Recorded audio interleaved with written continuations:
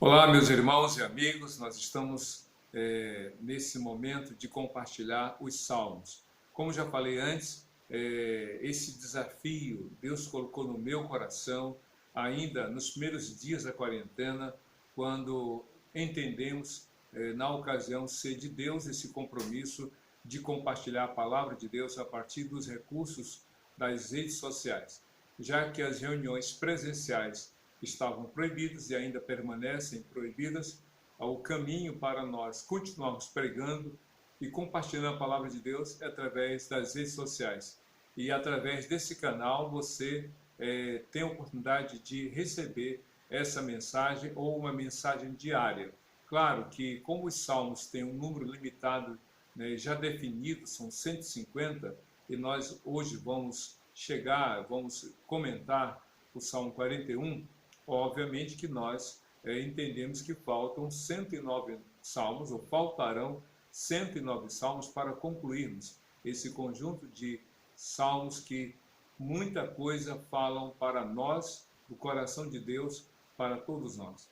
É interessante que o Salmo 41, que nós estamos agora com a Bíblia aberta nele, é o último salmo do primeiro livro.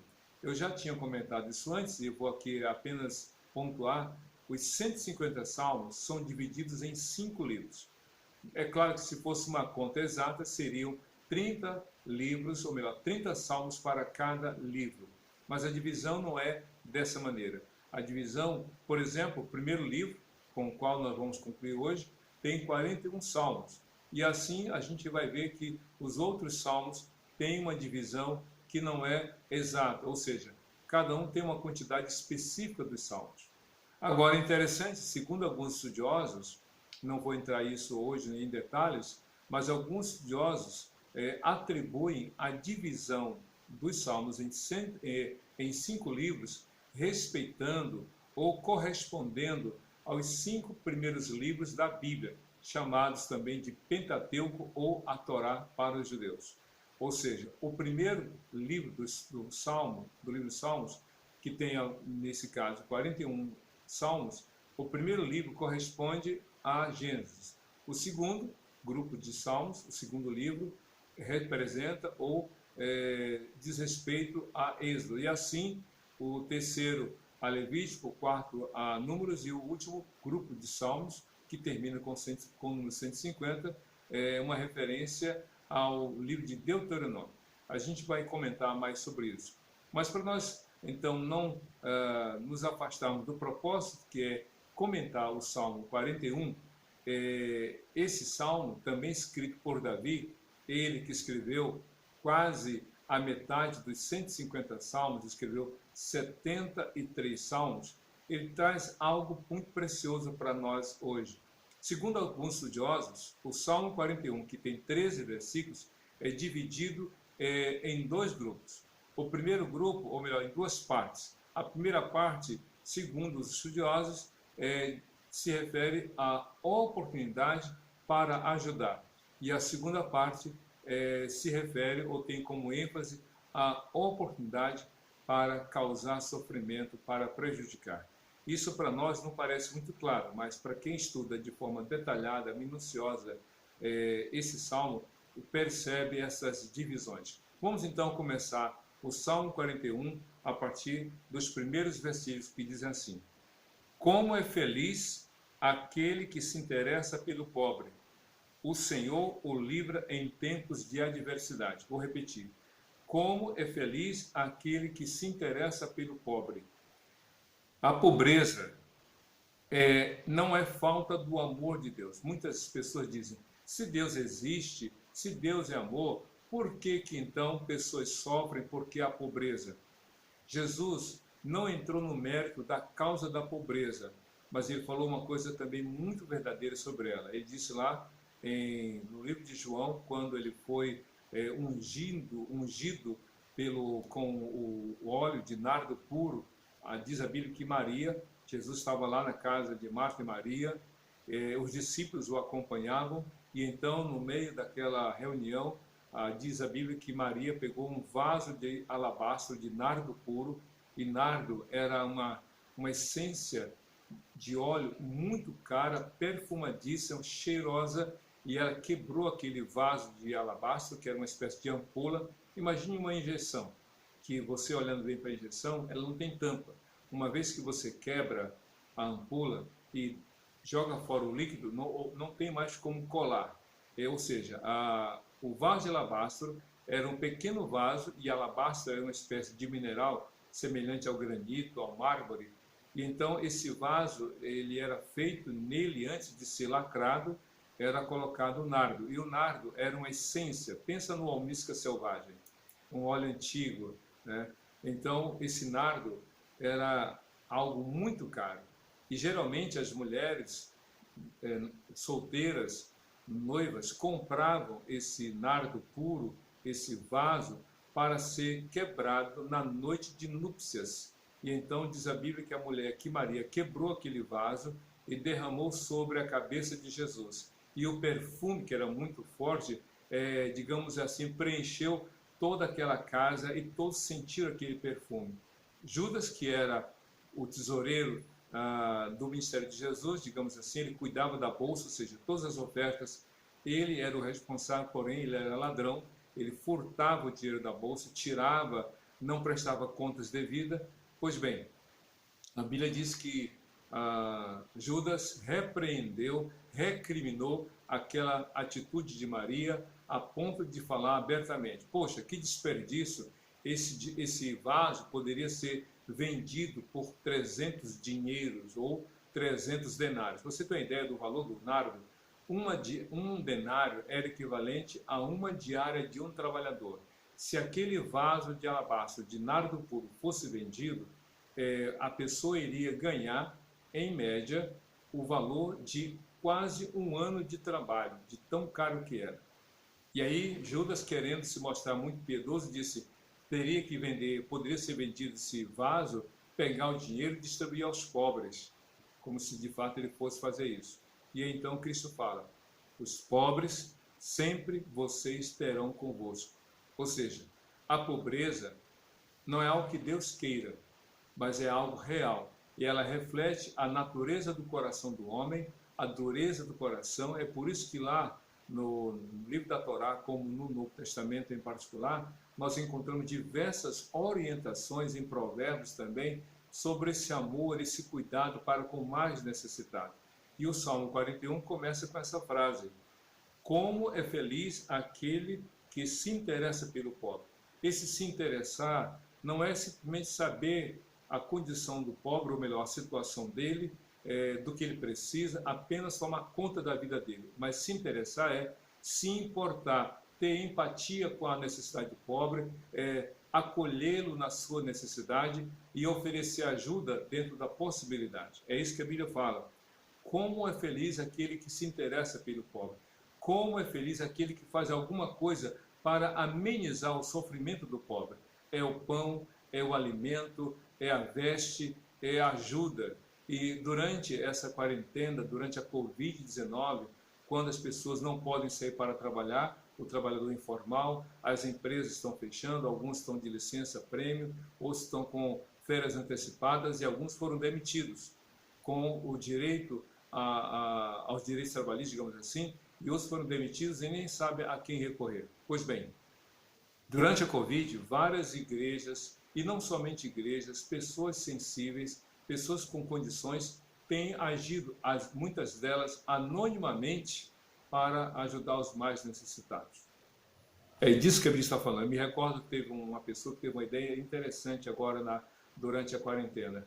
Ela teve uma ideia que eu creio que Deus moveu o coração dela. A pessoa disse o seguinte: se você está com fome, se você precisa de alimento, se você precisa de alguma ajuda e tem vergonha de pedir, coloque um lenço pendurado na janela ou na porta da sua casa, e quando eu ver esse lenço pendurado, essa peça de roupa branca pendurada, eu saberei que você está precisando e deixarei à sua disposição, levarei até você alguma ajuda.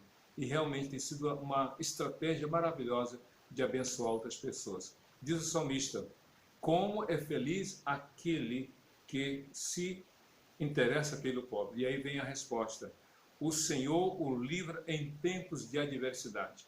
Não é que você tem que ajudar o pobre para ser ajudado por Deus. Não é que você tem que fazer o bem para receber o bem como troca. Não. É que Deus prometeu cuidar daqueles que cuidam dos outros. Provérbios, lá em um dos versículos, diz o seguinte: aquele que empresta, que ajuda o pobre, empresta a Deus que retribuirá. Deus cuida daqueles que cuidam. E aí continua o salmista no verso 2 do Salmo 41. O Senhor o protegerá e preservará a sua vida.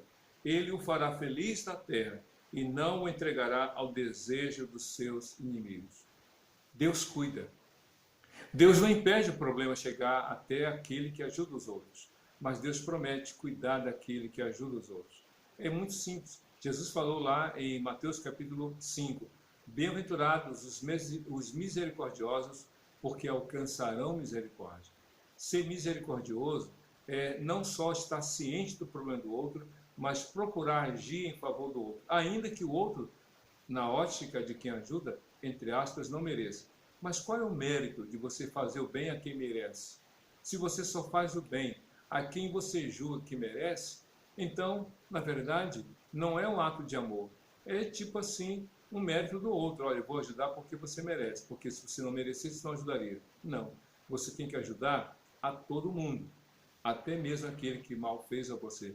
Lembra de Romanos capítulo 12, lá no verso 20, se o teu inimigo tiver fome, dá de comer, se tiver sede, dá de beber. Faça isso, porque assim diz o Senhor, é a palavra dele. E aí continua, no verso 3, o Senhor o susterá em seu leito de enfermidade e da doença o restaurará. É estranho isso, porque se você olhar bem o texto, a Bíblia fala que aquele que ajuda o pobre, que se interessa pela dor do outro, Deus o ajudará. Mas essa ajuda de Deus não é uma vacina para o sofrimento. Não imuniza a pessoa, o fato dela ajudar o outro, a não ter problemas. Não, eu vou ajudar porque se eu ajudar, nunca terei problemas. Eu vou socorrer o pobre porque eu sei que não vou passar por dificuldades. Lê do engano. Lê do engano. Todo mundo sofre. Todo mundo sofre. Até quem ajuda os outros. Mas não é o fato de você saber que não está livre de passar por dificuldades que não vai ajudar o outro. Eu me lembro, lá no livro de 2 Reis, lá pelo 4º capítulo, quinto, não me recordo agora, acho que é 5º ou 6º capítulo, quando a Bíblia fala do cerco contra a cidade de Samaria. Havia uma fome tão grande que eles estavam comprando, ou melhor, vendendo uma cabeça de jumento por, vamos supor, R$3.000 e um punhado de esterco de pombo, que era usado como combustível. Pense no carvão hoje, pense no esterco de pombo. O esterco de pombo era usado como combustível. Pois bem, então eles vendiam uma certa quantidade, vamos supor, meio quilo de esterco de pombo por R$1.500, uma cabeça de jumento por R$3.000 e um esterco de pombo, meio quilo, por R$1.500. Ou seja, a fome era terrível, a miséria tomando conta da cidade. E aí diz a Bíblia que 4 leprosos foram até o acampamento dos sírios que cercavam a cidade de Samaria, e Deus havia feito um reboliço, os sírios saíram fugidos, com medo, correndo, e quando fugiram, deixaram o acampamento com roupa, alimento, prata, joia, e os 4 leprosos disseram uns para os outros: se ficarmos na cidade, vamos morrer de fome. Mas se formos ao acampamento dos sírios, eles poderão nos matar. Mas se não nos matarem, vamos deixar comer. Então, se morrer, vamos morrer. Mas se tivermos chance, vamos nos alimentar. Só que eles não sabiam o que Deus já tinha feito. E aí eles foram até o acampamento e estava abandonado o acampamento. E aí entraram numa barraca, numa tenda, roupa, alimento, numa outra roupa, alimento, joias. Então eles foram se alimentando e se enriquecendo. Até que um falou assim: não é certo o que estamos fazendo. Hoje é dia de boas novas, estamos sozinhos aqui com tanta riqueza e alimento. Vamos até a cidade e dizer para eles que há abundância de alimentos realmente naquele lugar. E chegaram ao rei com a notícia: olha, 4 homens disseram que o acampamento dos sírios foi abandonado, tem muitos bens. E aí diz a Bíblia que todos correram, e aí no dia seguinte Quando no dia anterior uma cabeça de jumento por 3.000 e meio que de esterco por 1.500, agora havia tanto alimento, tanta abundância, que até os pratos mais caros eram vendidos, digamos assim, por um preço tão irrisório. E isso foi profetizado pelo profeta Eliseu. E aí, sabe o que é pregar o evangelho? Pregar o evangelho é mais ou menos isso. Famintos dizendo a outros famintos onde há alimento. Então, Jesus é o pão da vida. Quando você prega o evangelho para outras pessoas, você está dizendo, olha, eu era faminto, eu tinha fome de Deus, sede de Deus. E Jesus matou a minha fome, matou a minha sede. E você não precisa mais continuar com fome nem sede de Deus, crê em Jesus. É mais ou menos isso. É isso que é pregar o evangelho. Então, quando você ajuda o outro, você está pregando o amor de Deus. Ainda que o outro não demonstre amor a você. E o fato de você ajudar o outro não te impede de sofrer. Mas você pode saber que se você passar por alguma dificuldade, você tem a consciência tranquila. Eu ajudei, eu fiz o que podia, eu fiz o que estava a meu alcance. Pois bem, aqui diz o texto, no verso 4 do Salmo 41. Eu disse, misericórdia, Senhor, cura-me, pois pequei contra ti. Os meus inimigos dizem maldosamente a meu respeito. Quando ele vai morrer? Quando ele vai desaparecer, ou quando vai desaparecer o seu nome? Vejam só, o salmista, que tanto bem fez aos outros, que ajudou o próximo, agora ele padeceu, ele está doente, ele está acamado. E enquanto ele está doente e acamado, o que ele ouve? Ele diz assim, os meus inimigos maldosamente dizem a meu respeito. Quando ele vai morrer? Por incrível que pareça, por mais bondoso que você tenha sido, por mais boas razões ou boas ações que tenha praticado, ainda assim há alguém que quer o seu mal, há alguém que quer que você sofra, que você perca, que você padeça. Infelizmente, o coração do homem se aproveita da dor do outro para aumentar mais ainda a dor dessa pessoa. Quanta gente maldosa, quanta gente vê a oportunidade realmente de fazer sofrer. Mas o salmista pede a Deus algo totalmente diferente. Veja só no verso 6. Sempre que alguém vem visitar-me, fala com falsidade, enche o coração de calúnias e depois as espalha por onde vai. Todos os que me odeiam juntam-se e cochicham contra mim, imaginando que o pior me acontecerá. Você já passou por isso? Você já teve o dissabor de receber uma visita e a pessoa vai embora e te deixa mal? De falar coisas ruins? Você às vezes abre o coração para alguém e esse alguém distorce as suas palavras? Eu me recordo, já falei isso, vou repetir. Agostinho, chamado de Santo Agostinho, era pastor. Na época, os pastores eram chamados de bispos. Ele era pastor da igreja em Hipona, na parte meridional da África. Pois bem, Agostinho conta que a sua mãe, chamada Mônica, era uma serva de Deus. E então, diz Agostinho, que uma das coisas que o levaram a entregar a vida a Jesus foi a atitude da sua mãe. Porque a sua mãe ia para a casa de uma pessoa parenta e ouvia muitas coisas daquela pessoa que ela visitava. E a pessoa falava mal dos seus outros familiares. E Mônica só escutava. Quando a Mônica ia para a casa daquela pessoa de quem ela ouviu falar mal, Agostinho dizia que a sua mãe só deixava ou só falava o que era bom. Ela filtrava. Ele ouvia palavras maldosas, caluniosas, acusações, ofensas, mas quando Mônica ia visitar aquela pessoa de quem ela ouvira maus comentários, só dizia assim, mais ou menos isso. Visitei fulana. Fulana falou de você. Falou o quê? Que você é assim, mas só deixava passar o que era bom. Davi não. Davi fala que as pessoas que o visitavam, no seu momento de dor e sofrimento, diziam exatamente aquilo que era maldoso, aquilo que era realmente o interesse para prejudicar. Por isso é que algumas pessoas perdiam a oportunidade para ajudar. Enquanto que Davi tinha a oportunidade, ele ajudava, ele se interessava pelos mais necessitados, ele socorria, ele atendia. Mas ao contrário da atitude dele, alguns desejavam seu próprio mal. Pois bem, no verso 8 do Salmo 41, diz assim a Bíblia: uma praga terrível o derrubou, está de cama e jamais se levantará. Que coisa lamentável. Você visita uma pessoa que está acamada, que está doente, que está enferma, e em vez de você abrir a boca para falar coisas boas, para encorajar, para falar de esperança, só fala coisa ruim. Hoje, nas redes sociais, há um movimento. Não passe pânico, passe esperança.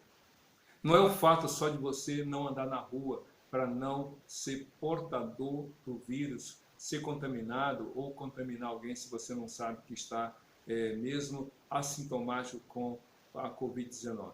Não é só você não transmitir para o outro, mas é você, quando a campanha fala não passe terror, passe esperança, que você seja canal de bênção, que você comunique aos outros: calma, essa tempestade vai passar, Deus é com você, Deus vai te abençoar. Fale palavra de esperança, porque estamos cansados, fadigados de tanto sofrimento.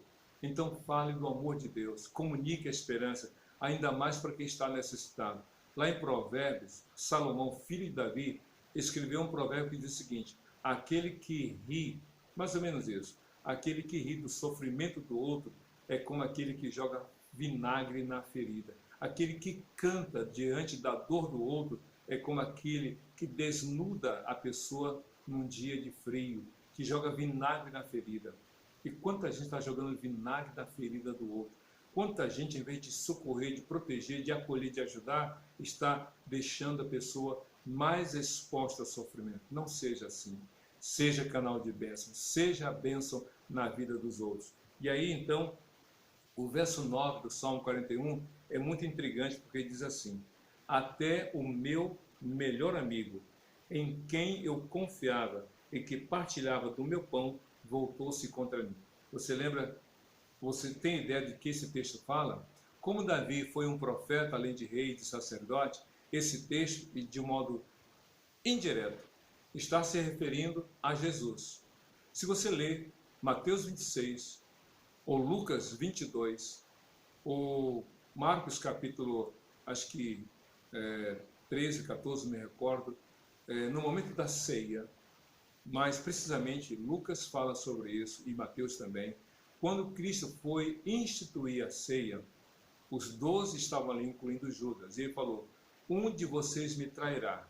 Quando ele falou, um de vocês me trairá, cada um colocou a mão no peito, a gente imagina, se perguntando: Senhor, sou eu? Senhor, sou eu? Eu vou te trair, Senhor? E aí ele dizia: não, imaginamos. Mas quando chegou Judas, aí Jesus falou assim: aquele que vai me trair é aquele que come comigo no mesmo prato. E aí, quando ele falou isso, Judas falou assim: Senhor, sou eu? Eu vou te trair, Senhor? E Jesus disse: sim, você vai. Naquela época, havia um prato comum durante as refeições, ou alguns pratos, e era comum as pessoas partilharem. Pegavam o pão e molhavam o pão naquele alimento, daquele caldo que estava no prato, ou às vezes havia até o suco de uva. Mas era comum as pessoas pegarem o pão e molhar naquele alimento que estava ali, naquele caldo, naquele prato. E Judas, diz a Bíblia, diz Jesus, que Judas, de um modo simultâneo, colocou o seu pão no mesmo prato em que Jesus molhava o dele, naquele exato momento. E aqui, Salmo 41, no verso 9, diz: até o meu melhor amigo. Jesus andou com Judas 3 anos. Judas foi convidado por Jesus, escolhido dentre tantos discípulos. Cristo escolheu 12, dentre eles 2 Judas. Um Judas o Zelote e Judas Iscariotes. E esse Judas Iscariotes, foi aquele que traiu Jesus. Ele estava ali, tão próximo de Jesus, tão perto, mas tão distante em seu coração. Hoje nós estamos isolados, nós estamos vivendo o distanciamento social, mas muitos estão dizendo: embora estejamos distantes uns dos outros, nós estamos ligados em coração. Judas estava colado com Jesus, mas o seu coração estava longe de Jesus. O que adianta você falar de Jesus com a boca e o seu coração não ser verdadeiro? O que adianta você levantar a sua mão e dizer, eu louvo a Jesus, se você tem uma prática de vida totalmente oposta?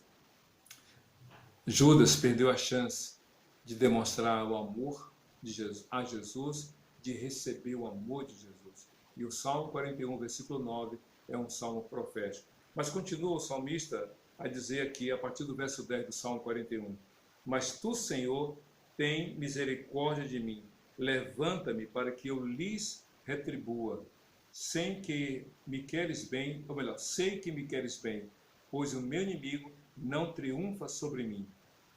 Em outras palavras, Davi disse, meus inimigos podem querer o meu mal, mas eu sei que Deus quer o meu bem. É por isso que você pode dormir tranquilo. Você pode ter tantas pessoas que não querem o seu bem, mas se você crer que Deus quer o melhor para você em Cristo Jesus, você vai ter um sono tranquilo. Sabe aquela frase? A maioria sem Deus é minoria, mas a minoria com Deus é maioria.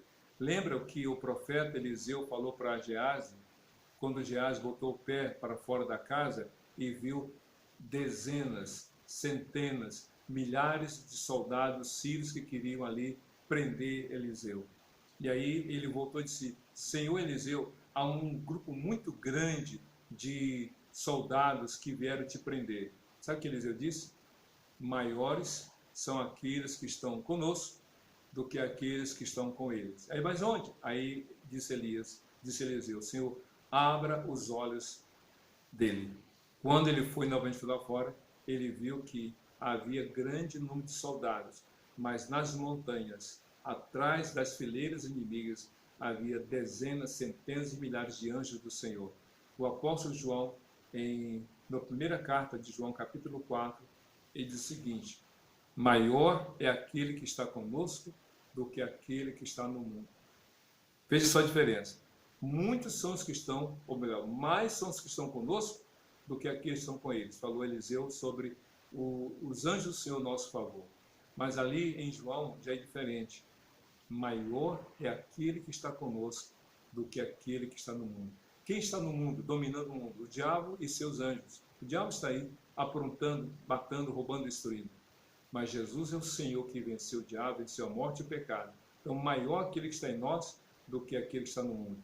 É por isso que, então, com essas palavras, o salmista diz aqui nos versos 12 e 13, por causa da minha integridade me sustens e me pões na tua presença para sempre.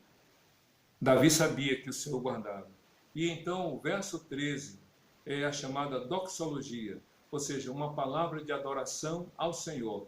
Todos os livros, os 5 livros dos 150 salmos, termina cada um deles com a doxologia, que é uma palavra de louvor e adoração ao Senhor. E aqui o verso 13 é o seguinte, louvado seja o Senhor, o Deus de Israel, de eternidade a eternidade. Amém e amém. Louvado seja Deus. Que Deus te abençoe e que você adore o Senhor sempre, porque em Jesus, somente em Jesus, podemos viver aquilo que Deus nos dá a oportunidade para fazer o bem e não para fazer o mal, para sermos bênçãos na vida de outras pessoas. Que Deus te abençoe, hoje e para todo sempre. Amém.